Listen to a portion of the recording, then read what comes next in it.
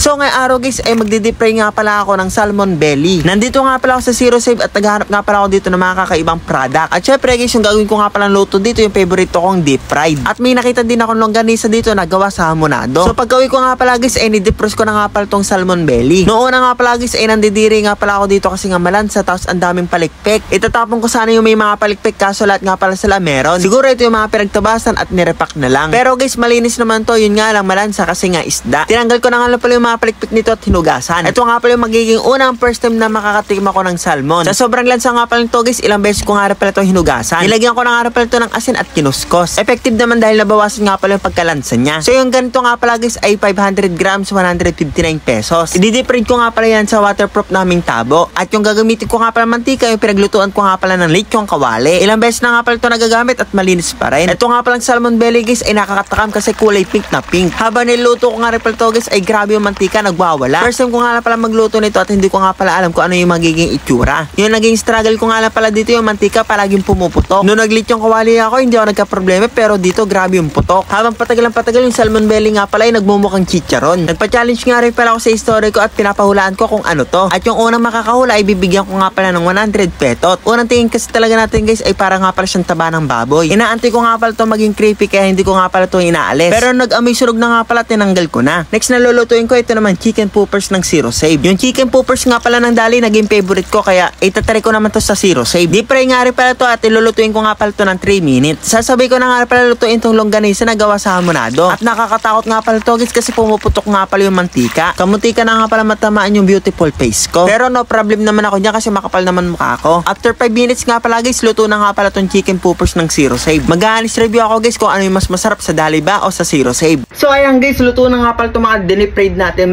Kakaiba to guys kasi ayan no. Ayan guys oh, salmon. First time ko makakita ng salmon para siyang para siyang chicharon hamonado na ginawang sausage. Pero palang ganun, yung favorite ko sa Dali yung chicken poopers. Meron din sa Zero Save. Ayan, wow. So titikman natin to guys. Ito.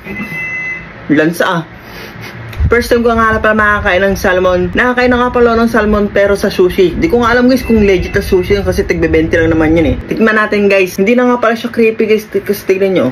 Ito Para siyang chicharon. Para siyang chichirya. Kasang mantika.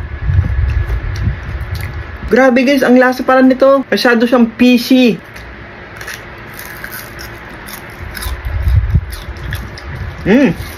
Tikman natin yung iba. Baka ito lang yun.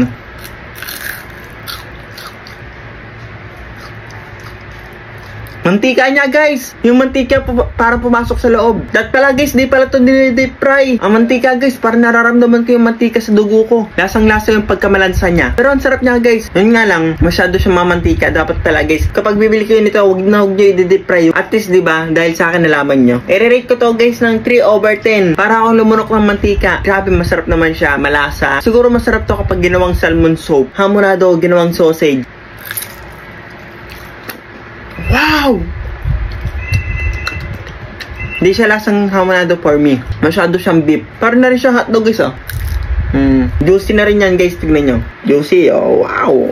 Masarap. Pwede na rin ulam. Re-rate ko to guys ng 7/10. Hindi lang siya lasang hamonado. Kasi ayan guys, yung chicken poopers nga pala ng Zero Save. Ayan. Titikman natin kung anong lasa niya. Lasa siyang salmon, tapos dry. Ayun o. Yung chicken poopers kasi ng Dali guys, juicy. Pero ito guys, tignan nyo, dry. Chicken, pero lasang salmon. Hindi ko alam kung bakit. Dapat pala ito yung inuna ko guys para hindi maghalo yung lasa nila. Re-rate ko lang to ng 5. Pwede na rin ulam kapag wala kang maulam. Pero for me guys, mas masarap pa rin yung chicken poopers ng Dali. Siyempre, favorite ko yun eh.